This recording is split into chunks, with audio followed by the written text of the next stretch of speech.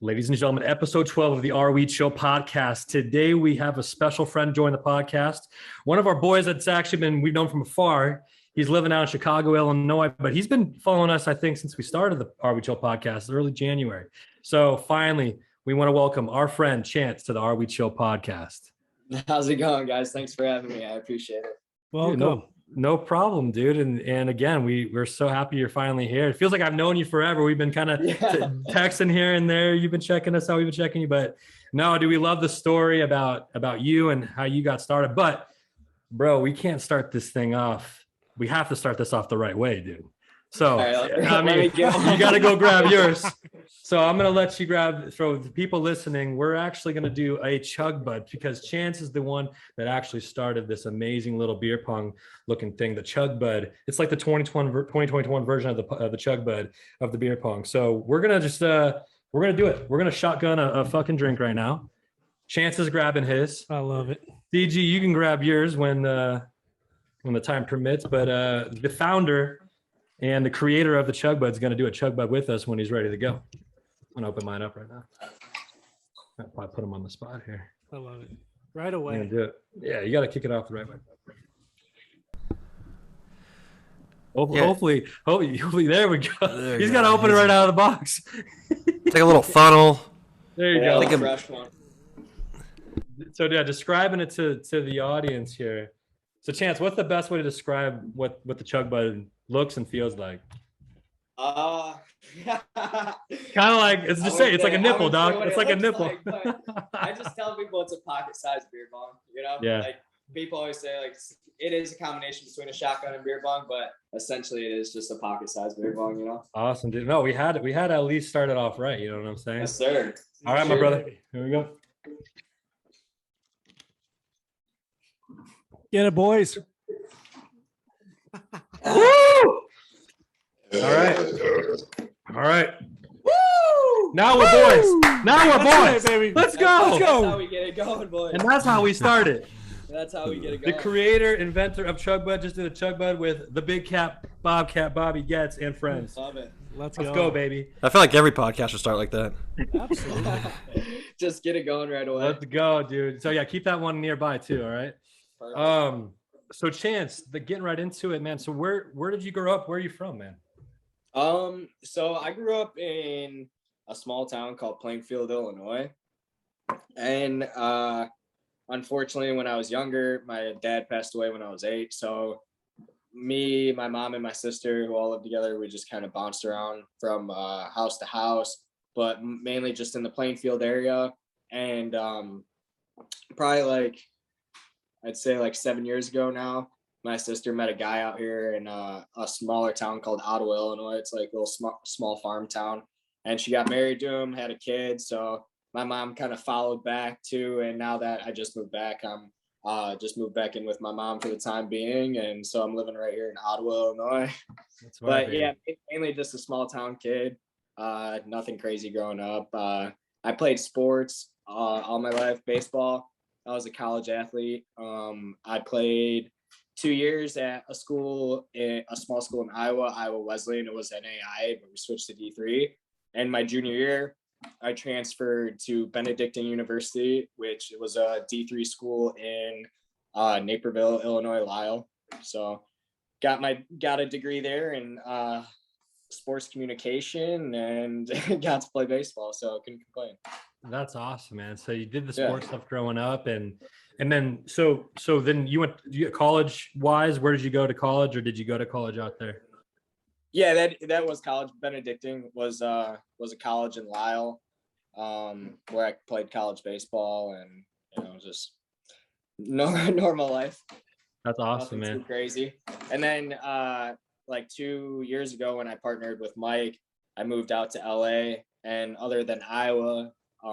For my first 2 years of college, that was really my first time leaving and going living somewhere else. So it was a great experience, but I definitely like being back home. I'm, like I said, definitely a small town kid. So I like, the environment here, it's just different, dude. You're walking around the streets in downtown here. Everyone's waving to you. They see you outside. I see the same old guy Chick who walks his dog outside every day. And I, say what's up to him. Chick. So I definitely like the small town, hometown feel.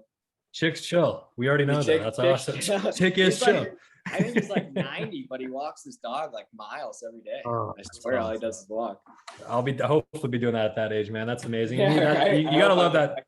Yeah, the small town feel where you grew up. I mean, it must be nice. I know LA, we'll get into that, like how that was for you. But for me, just real quick to back it up a little bit, how did this idea come about? How did this invention in your brain start? And let's walk us through that real quick, man.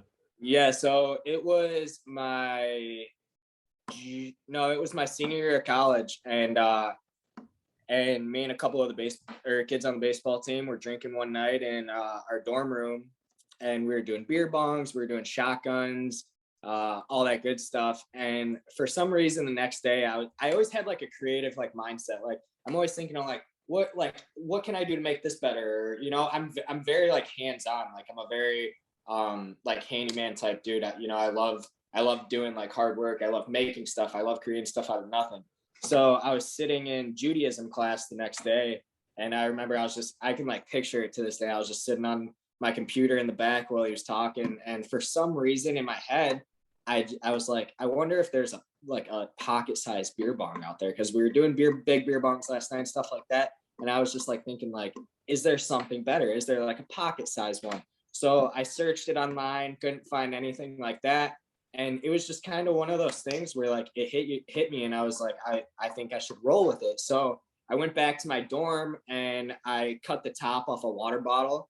And then I had a big beer bong from Spencer's, like the long lime green one.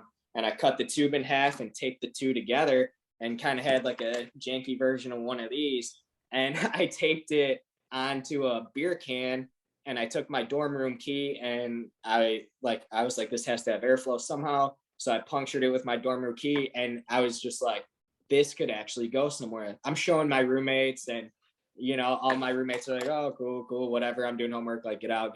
And for some reason I had to go show the whole baseball team. I was like, I know this looks not that cool right now, but I'm telling you, this will be cool. And they're just like, yeah. So that was during baseball season, my senior year. So I had that going on, and this idea was still running, but I didn't really do anything with it until my 5th year at college. After baseball was done, it was that summer going into my 5th year, and that idea was still like in the back of my head. I was making some prototypes and stuff like that from different pieces online, and I was like, this is something that I really want to go for. And I started making a couple, like, not the highest quality with pieces I was finding online, and selling like 5 a month, like, but I saw the potential. Like I saw people buying them, and I was like, this could go somewhere. So I looked up manufacturing in my town that does like plastic manufacturing, so I could have this bottom piece made. Like, no joke, from what you're seeing right here, this is exactly how it looked from day one.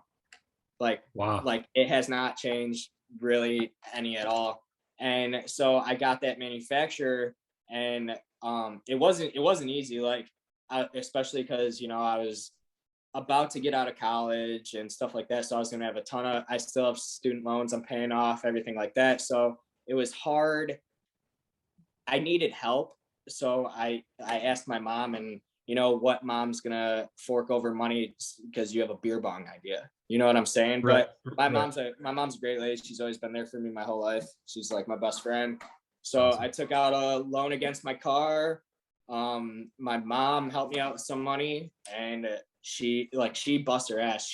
When I first got this started, she's downstairs putting them together, stringing them. She'd work 12 hours a day, come home, stay up till 3 with me, putting them together in the basement.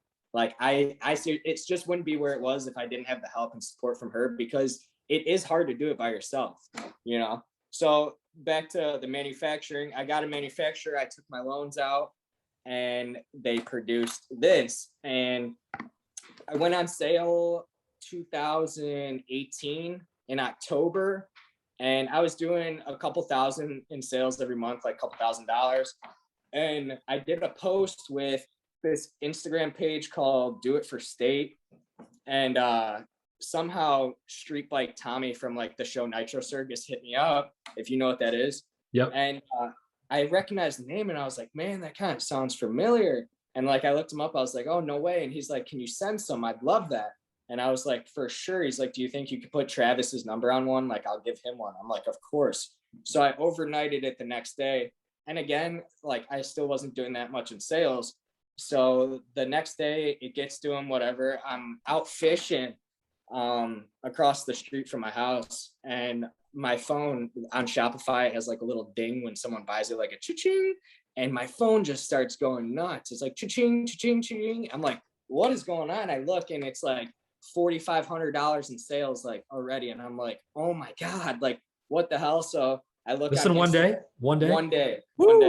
So I go on Instagram and it said Street Bike Tommy tagged you in a post, and it's Travis Pastrana sitting at the restaurant. He's like, this is the greatest invention ever, and he rips it, and it went kind of viral, and it just orders started flowing in. So like from a small brand to, you know, I'm putting them together in my mom's basement. A manufacturer's making this part, but assembly and stuff was done here, and it went from, you know, maybe $2,000 a month in sales to the month's not even over and we're at 20,000.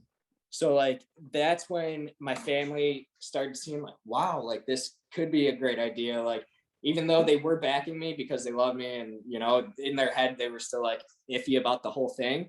So seeing that, it definitely gave them like, wow, this is, you know, something special. So when it started blowing up like that, that's when I started to hit up other influencers and things across Instagram. And Mike, I saw him I was a fan of him in college. I've been to his concert before, and I was like, he'd be a, you know, great fit for it. So I hit him up. He luckily responded, and I had sent him a few. And then he was having a show here in Chicago, and he's like, hey, can you come to the show? Can you come early and like talk? And I was like, sure. So I go meet him at the concert, and he just tells me like, he's like, I could be the perfect partner for this, especially, you know, he has the athlete fan base. He has the college fan base, you know? So I saw the vision he saw, and he saw my vision also. So I think that's what made a great partnership. And I was like, this is what's going to take it to the next level. So when I partnered with Mike, like right away, my biggest goal from starting this, I was like, I really wanted to get to Post Malone. Like, my senior year at college, I went to a Post Malone concert, and I had like these bogus ass ones I made, and I'm like stuffing them in my shorts, trying to get through security into the concert because I was going to throw them on stage. And they got taken away from me because the cop thought I was like sneaking boozing or something. But full circle, I partner with Mike. I look on Instagram, next thing I know, Post Malone's doing it. I'm like, holy shit. Then I got to actually like meet him at the Posty Fest. We had a big Chugbud tent set up and everything like that. So it was crazy to see like my vision and my dreams coming true so fast and coming to actual reality. Like at the end of the day, it is just a beer bong, but in my head, it was such a bigger vision, like that people didn't see. Like they're like, oh, you can make a couple dollars here and there. Well, it's cool. Like the money really is cool. And I couldn't be more thankful for it. But dude, it's so crazy seeing like Travis Kelce do it, post like something I made brings people that much joy where they're doing it, you know, like it's awesome. And I'm very thankful for how far it's became, because it's not just that little, you know, college beer bong anymore. It's like bigger than that. We have like a full on community. We have tons of supporters, and it's really like changed my life and like how thankful I am for everything. Chance, I want to step in real quick, and I want to go back to this Mike discussion, because I know who Mike is too. Okay. He's an incredible hip hop artist. Shout out to him for releasing the Highs album from start to finish. It's a vibe, bro. You gotta love it. Yeah. And you know what? I know for you wanted to be top of mind with many people with your product, and just pushing it out to as much people as you can. And I think you just wanted to connect with many people with big audiences to say, you know, just throw it on the story or whatever it is. But when you met Mike, I mean, from what I saw in my research, he was like, dude, I'll post this 1,000,000 times. I don't give a shit. I'm all in. I want to partner with you. So with him going to Duke and, you know, being networked with like a Mike Posner and all sorts of guys, and then going to LA with like all these celebrities, athletes, and influencers, that was a big move for you. So what was that conversation like with Mike the first time you met him? I want to know. First time I met him, I'm not gonna lie, that was probably like the first time. Again, I'm from like a small town, so I never really met any. Not that he's like famous, but in my head, like I've been to a concert before and shit like that, you know? So it was still like kind of like, holy shit. And the funny thing is, bro, like I remember this one day specifically. I was golfing with my buddy Trump, and it was, or not actually Trump, but I was calling Trump. I was like, wow, there we go. Big Donnie. Yeah, his last name's Trumpus. His last name's Trumpus. He was a pitcher on our college baseball team. But I remember we were golfing together, and I'm just like talking to him about Chugbud. I'm talking to him about, you know, different plans I have. And I was like kind of explaining my vision a little bit. And this is before I met Mike, before I DM'd him anything. I was like, I really want Mike Stud to get involved with this. I was like, I guarantee by next year, I will have this in the hands of Mike Stud. And I said that to my buddy Jake Trumpus. I said that to my buddy Dustin, who was helping me pack orders in my basement. I was like, somehow this is going to get to him.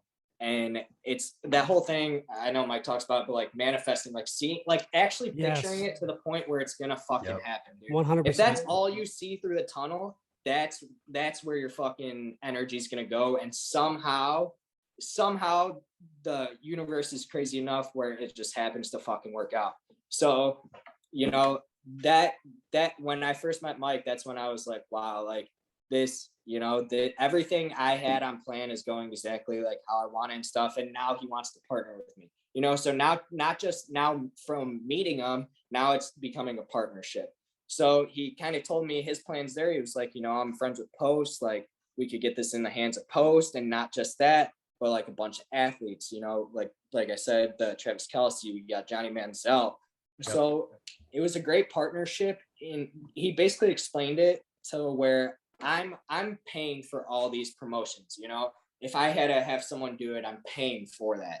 What Mike brought to the table is, you know, these celebrities who it would cost fucking 50 grand to do a video, they're doing it for free because, you know, they're friends with Mike, or, you know, it's like me helping you out or me helping another friend out, you know. So he really brought that to the table, and the whole homie aspect of helping each other out and stuff, his friends and his fan base made it grow a whole ton. 100%. And I want to I want to mention the names like you said: Travis Kelce, Kansas City Chiefs tight end; Patrick Mahomes, Kansas City Chiefs QB; George Kittle, San Francisco 49ers. Funny thing about George Kittle, it's crazy, bro. Like before I met Mike, again, it was right. I want to say even before Travis Kelce, not Travis Kelce, before Travis Pastrana. Yeah. I want to say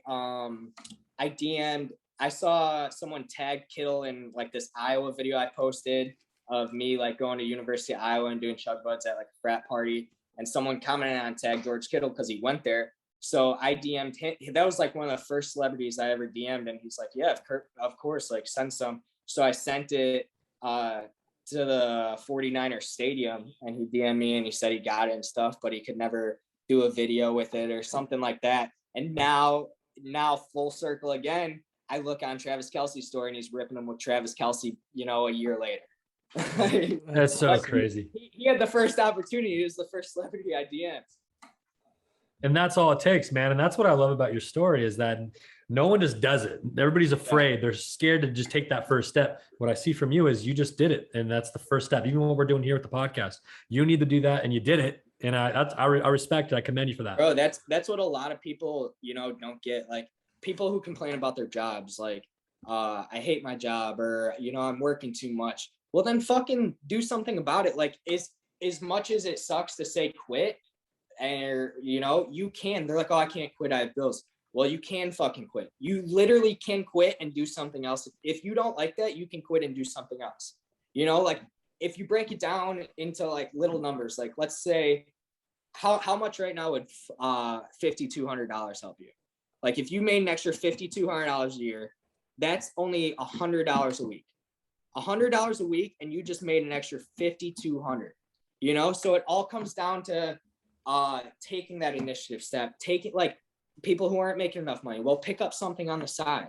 If you're making $15 a day, roughly, you're making an extra $5,200 a year, you know? So a lot of people are afraid to take that first step, especially the way society made it out, like you go to college, you get this job, everything like that. Well, I have a sports communication degree. Like realistically, what would that get me? I wouldn't be doing much, but I have the knack for doing other things. Like I love working hands-on. Me and my buddy right now, Logan, are doing landscaping jobs for people. Like I just, there's always something you can do to make more money or anything like that. It's all about hustle and the grind. Yeah, it's having that passion, that fire in the belly, like tunnel vision shit. Like no one's gonna stop me from getting what I want. I want to bring up one thing, and that's Post Malone again. With Mike, you were able to expand with him, and he's good friends with Posty. And Posty, he loves to drink his Bud Lights. He loves the party. So you guys did a collaboration with this Posty Fest that's every year annually at AT&T Stadium in Dallas.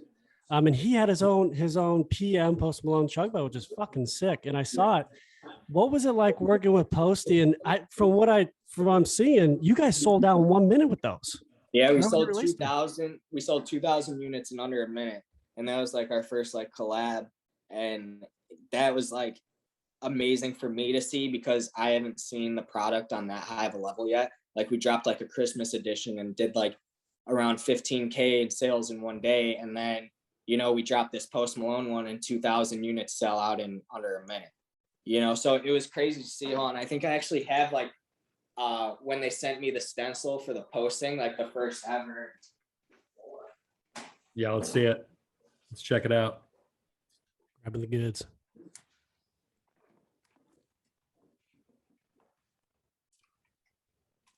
Yeah, it was on a green one, and I printed it on like That's it. but like they sent me the stencil over, and I'm printing Post Malone Chugbuds in my mom's basement. That's amazing. I love how much your mom helped too. That's what it's all about with the family aspect of it all. Bro, she's seriously been like the best supporter my whole life. Like I said, how many parents can ask, or how many kids can ask their parents, for thousands of dollars to help them start a beer bomb company? Not a lot. I freaking love it. So what year did you get to LA? I got to LA right in like 2019. 19. Okay. Yeah. And was that before Pastrana or after Pastrana? That was after Pastrana. That was a big reason. That was after I partnered with Mike, and Mike was like, you should move down here, So I moved down there. I lived probably like 10 minutes from him, but I also only lived like 15 minutes from the warehouse, so I could go check everything out, kind of, show them how to build it, do everything, get the assembly lines going, all that. What was it like living in LA for you? Did you enjoy it? Being from where you're from in Chicago? I'm definitely glad I did it. Like I definitely did a lot of shit where like a lot of kids my age can't, say they've done, like not being flex, anything like that. But I lived in a big house with, 5 roommates. It was like a $2 million house. We had a pool in the back, and it was just like, I got to live that lifestyle for like a year and a half, and it was cool, but it was definitely a fake type aspect, because in LA, I would say you don't meet people that are going to be, your lifelong friends, dude. Everyone's there for someone else. I'm not there to be your friend. Like there'd be times when, we'd have parties or something, and kids would like act rude to you. Then they'd find out it's your house and they want to be your friend and shit like that. So it's all about, how do you benefit me? Like that was kind of like the idea of LA I got. Like what can you do to benefit me in some way? So I did meet a great couple good friends though that are lifelong friends out there. There's some out there, but it's definitely like its own little world out in LA, I would say. It really is, man. And you got to keep that circle tight. It sounds like you have with just very few people. We're all about that too here. Yeah. Like I lived with a kid that I went to high school with. Like he was living out there. Me and him been, good friends forever. So I was living with him. We met a couple people out there in LA too. And we had a good little group there. You definitely have to be a little more observant of people in LA. I gotta say that, man. Like when I tell my friends like some stories, bro, it's like stuff like I couldn't make up. Like it sounds far-fetched and stuff when I tell them stories, but it's shit I can't make up. And like I said, like it is its own little world, dude. Like you'll never see the shit I saw out here in small town Ottawa, Illinois, No, they think it's Ottawa, Canada. They're gonna be, what But the yeah, fuck is Ottawa? but that's why I'm glad I did it though. So I got that experience. Like I said, Absolutely. it's an experience a lot of kids my age don't get, or anything like that. So I'm definitely glad I did it, and I have no regrets on it. But I am glad to be home. Like I said, I love small town. I love walking across the street to go fish. I love just little small town vibes. It's your family guy. I love that. So to kind of segue, let's talk about this mascot, the Chugbud mascot. So where did you guys get the idea of this little guy? He is hilarious. He's got the little C on his shirt. So what came It's about right here? I got him right here. Yeah. This is the only thing I ever bought myself. Dude, he's flexing on you. He's like, "What's good?" Yeah. Honestly, it was Mike's merch guy Foley, who does like a lot of his merchandise stuff. I remember one day, I think it was on my, I want to say like 23rd birthday. I was going to like Chicago Beach with my family for my birthday, and like I got a text and they're like, "This is the new Chugbud mascot." I remember looking at it, I was like, "Damn, that is dope." And it was kind of cool because it does bring the product to life. Now you have a face to go with it. It's not just in a box or something like that. And like it kind of adds to the logo. Like this is what my logo used to look like. Like I used to have koozies and stuff, and it was just Chugbud. That's all it said. I'm never really good with like designing stuff online by myself, so it's awesome to have a creative person like Foley to be a part of the company, help out. And the character he came up with is outstanding. I love every bit of it. I love the character, and it stands out completely. But I gotta bring up, people were starting to get Chugbud tattoos, the logo. Am I right on that? You got one too. I got one. Wrap it, bro. Let's go. But fans weren't fans like getting some Chugbud logos on their skin. Bro, funny. I'll tell you a funny Chugbud tattoo story. It was before I partnered with Mike.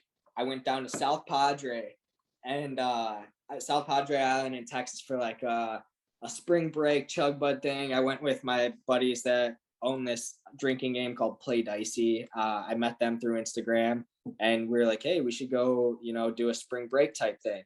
And so we go down for spring break, and it's probably like 2 a.m. and we go into Whataburger. We're all fucked up, and my buddies at Dicey have like a little Dicey character on their shirt, kind of like the Chugbud guy. At the time, I didn't have the character or anything. I just had Chugbud, and the kid's like, "Wow, that's an awesome shirt." Like a bunch of drunk kids at the table. My buddy takes it off and gives it to the kid. He's like, "You should come by and party tomorrow." So this kid and like 5 friends come by and party the next day. We're all drinking, everything like that, getting fucked up. And out of nowhere, he's just like, "Man, that'd look like a good tattoo of like their little Dicey character."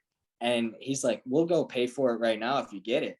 And then like 3 of his friends are like, "Yeah, I'll get that too." And I'm like, someone should get Chugbud on them.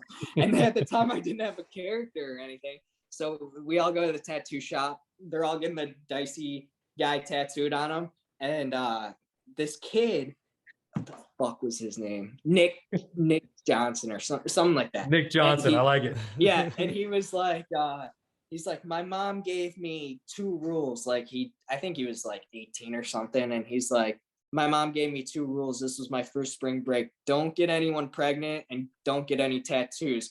The night before us, I guess they were at a strip club, and like a stripper condom out of like $1,500. So yeah, he didn't get someone pregnant, but he dropped $1,500 at the strip club, and now he's getting a tattoo the next day.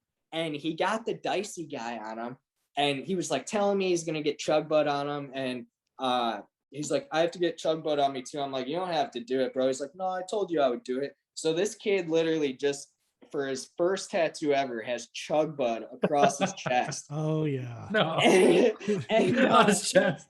Dude, literally, it just says Chugbud on his chest, literally.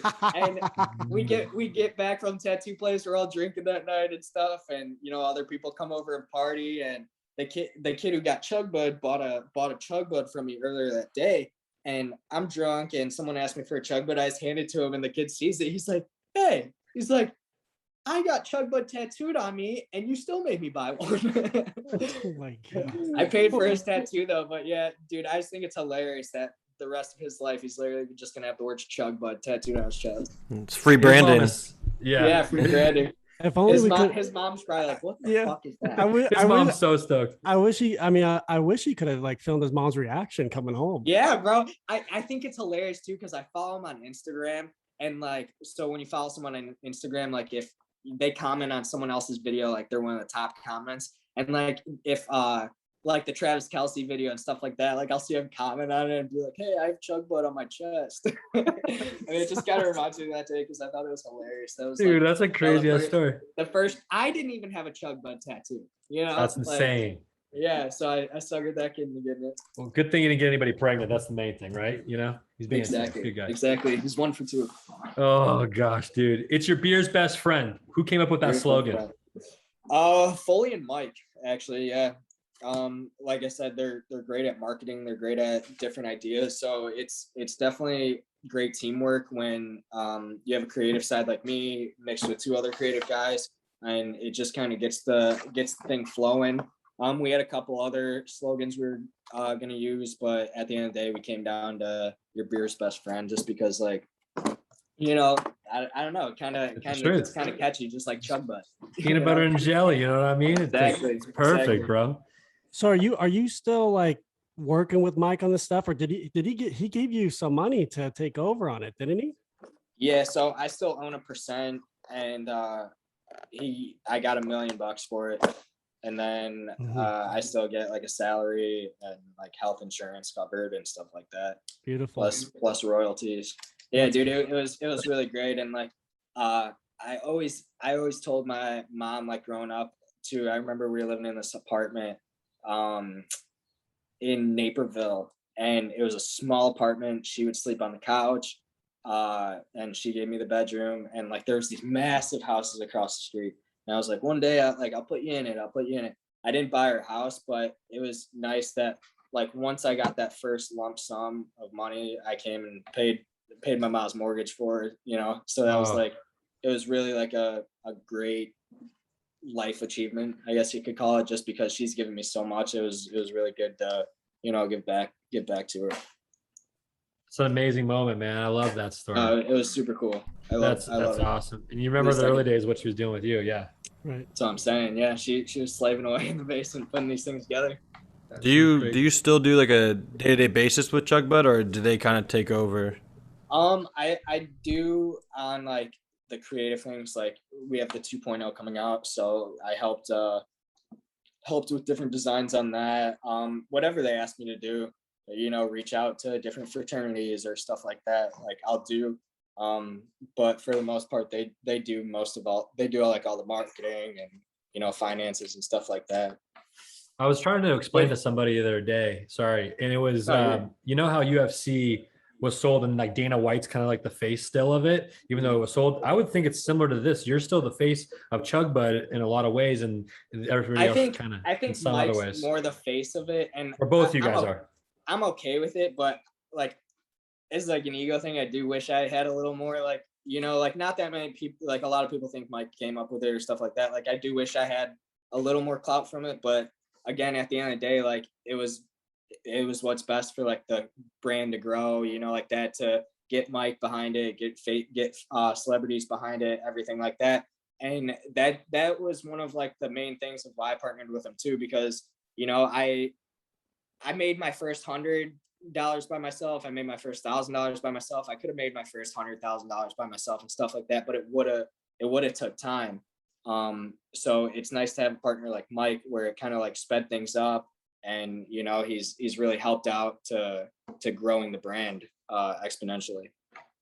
You know, we're all about, I mean, we talked about this. We're all about inspirational stories. And for you, you're an entrepreneur making this stuff. I mean, the timeline, you're in your garage making these Chugbuds.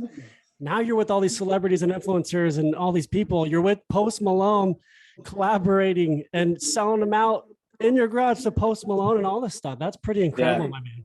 No, it's super cool. And it's crazy how far our like fan base reaches. Like, I was at the bar in town this past weekend, and I see these kids start talking to my brother-in-law next to me, and he like turns and points to me, and he's like, they're asking if I was the Chugbud guy. And I was like, no, it's my brother-in-law right here. So like, even in a small town like this, like I never met these kids in my life. And again, it's a small town, so like word of mouth spreads and stuff, but it was cool to like actually like be recognized by someone, you know, like from just like such a small brand, you know, like you said, being in the hands of Post Malone, you know, these superstar athletes and stuff like that, because it really was just in my mom's basement, probably, you know, close to 3 years ago at this point. That's so beautiful. So from here, like, would you want to invent something else similar or something else in general? I'm working on a couple products right now. But like I said, like I'm starting up a landscaping company with my buddy right now. I have a couple other inventions. I really want to open up like a sports facility type, like gym and kind of like a travel team. Like I would still love to coach baseball, dude. Like I was going to school for physical education and exercise science. My dream was to, you know, be the high school gym coach and fucking coach baseball. And like, that was like my, you know, overall dream. And then this happened. So I would still like to do that. I actually just got like my substitute teaching thing. So I go substitute. I just like, I don't like sitting here. Like I could sit here and fucking do nothing and be in complete with the space, but it's just something to do with my time. Like I mentioned, money's money, but like you'll never work a day in your life if you're doing shit you love. You know, like I'd love to go coach teams. I'd love to even start my own travel baseball team for the youth, like in the future, you know. So I'd really like to get other business ventures going, some real estate type things, and just kind of have some passive income coming along with the Chugbud stuff. Are you a Cubbies fan or White Sox? Cardinals. No way. Yeah, it was the first game my dad ever took me to. I remember seeing like Redbird and stuff like that. He was a big Sox fan. But Cardinals fan. All right, it's a big rivalry right there with Cubs and the Cardinals, but there you go. Not a bad team. Yeah. You a Hawks fan? You like hockey at all? I love hockey. Patty Kane, baby. Yeah, I love hockey. I've been to a decent amount of Blackhawks games. Hockey's a good one. Hockey's actually probably my favorite to like go to in person. Absolutely. Like that. Football's okay. Again, I like the tailgating aspect of football. Oh, dude, yeah.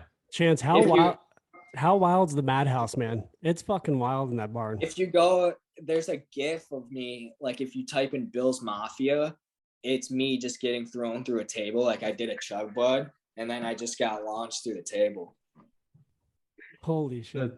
That's so freaking awesome, dude. Yeah, it was crazy, but I love, you know, I love partying. I love doing that. But again, you know, I do have like a business mindset where I get that done first. And then I still love to have a good time. You know, I'm fucking just turned 26. So a lot of kids don't have the time at my age, you know, they're always working and stuff, don't have the time to, you know, do anything. But like I mentioned earlier before, those kids don't have to be working those 9-to-5 jobs, you know, especially with the internet nowadays, bro. There's so many things you can do to fucking make money. It's insane, you know? So for people to still have that, I have to go to college and I have to, you know, get that job where I'm fucking working my ass off to the point I hate my life. Like, you don't have to fucking do that, dude. There's so many other opportunities in this world that, you know, you could be happy doing, and you don't have to be miserable every day when you wake up. Everything's a degree of separation. It's crazy. You know, your story is like spot on of all that, which is really cool. Thank you. Yeah, man. And we certainly appreciate all the love, man, from the beginning when we started too. We're going to keep it going as well. And we have that whole fucking mentality, man. What made you guys start it? You know, so we talked about over quarantine in like 2020, you know, when we were doing nothing, like March, April 2020, when everything was shut down, especially in California. Not sure how I was out by you. Yeah. But we were just like, dude, we've always wanted to do a podcast, and as brothers too. So we talked about it for, you know, January, February, March. And finally we were just like, fuck it. Let's just fucking start it. You know, we'll keep our day jobs, but we want this to take off ultimately. And you got to love what you do. Like you said, you'll never work again. Bro, because you can't, like, say you guys never started, you'd be having the same fucking conversations you did a year ago saying, you know, we should start this. What could happen? What could do? I could be sitting on my ass right now thinking about, you know, 3 years ago, if I never did it, I could still be thinking, you know, what if I did that Chugbud I did? You know, someone eventually is going to do what you were fucking thinking of. So you got to do it now. You got to go for it. There's, you know, you can't waste time, you know, ifs, ands, or buts. And how fucking cool is this? It brought us together. You and I have talked for months now. And I'm like, bro, dude, this guy's the homie right here. That's what I'm saying. Like, that's my dog. Crazy. It's crazy how the universe works, bro. Like, again, if I never invented this, like, I'd never talk to people like you. You know, I would have never lived in LA. I would have never, you know, done half the things I've done. I'd probably be working, you know, honestly, I would say I would not be working a job I would hate because, like I said, I do, you know, I do shit I love doing. Like this landscaping shit, you know, it gives me time to myself, and I go out in the sun for a few hours, you know, like it's not work to me. It's just like peaceful time. That's therapy, bro. By the way, I think it's time for one more. You know what I'm saying? Let's get it going. Come on now. All right, we're gonna do another Chugbud with our boy Chance here. Run it up, boys. Live on the Are We Chill podcast. To end the podcast. The conclusion. The finale. The finale, Chug. This you guys go to college? This is the finale, bud. Yeah, man. So Dusty, top left, went to USC. Corey is Corey, you can talk more. You went. Community college. Yep. Do you guys play sports? Hockey, man. Hockey's a sport. Everyone, I play pond hockey every year. Let's fucking go. That's on the bucket list. Pads and play some rad hockey. Have you ever heard of Just Dishin', those guys? I don't think we have. No. Look up Just Dishin'. They invented like the skate skins. Yeah. If you ever seen those, like it's basically like graphics you can put on your skates. But Just Dishin', they're big in Buffalo. They do a lot of stuff with the Bills and stuff like that. But I met those kids, you know, because of Chugbud and stuff like that. So I definitely have a spot in my heart for some hockey. Well, dude, let's do one last one, dude. We can't thank you enough for jumping on, brother. Of course. Oh, shit. My hole wasn't that deep, bro. What do you do? My hole, dude, it didn't release, bro. Do you need a redo, brother? Yeah, we might need a redo, dog. Well, I have a question while the redo. Who's the fastest guy you saw chug? Like, I guess out of celebrities or sports people that have used a Chugbud that were the fastest ones. I wouldn't say a celebrity. I would say my buddy Eric Callahan. He was my roommate in college. You know, so he was there from the start. He tested it out. Bro, in college, I'd watch this guy drink 30 beers a night. And he was probably the best shortstop I ever played with. You know, but he get down a Chugbud in fucking 2 seconds. It was wild. The Chugbud world record. We're back, boys. Yeah, we had a default one over there, boys. All right, make it happen. You guys are going to have to come to Chicago this winter with the skates. Dude, Absolutely. we're coming. I might be in Chicago next weekend. Maybe we'll come by. Yeah, let me know. We'll slug a few beers in person. I just need some JP Grazianos, and I'll be good to go. Right on. All right, my man. Are you do one more, or are you tapping out? You gotta make him do another one because you're mess up. Dude, you invented Chugbud. You gotta do one more. It's Chancey. It's Friday. It's past 5 p.m. over there, so I think you're okay. All right. And I worked all day. There you go, bro. All right, CG. You have a good conversation and you get drunk on Are We Chill. I'm about to be fucked up by myself. There you go. There we go. He aced it. Let's go. Chance is ripping him right now. Look at him. We appreciate it, brother. Thank you so much for hopping on, my man. We can't wait to talk to you soon. We got to do this again, bro. We finally got to do it. For sure. And we way too long, bro. What an inspirational story. We look forward to meeting you, man, in person. Right on, man. I'd love that. Anytime you guys are here, if I'm out there, love to get a few beers and chat it up. Absolutely, bro. We'll see you in Chicago, bro. I appreciate it. Peace out, my brother. Take it easy.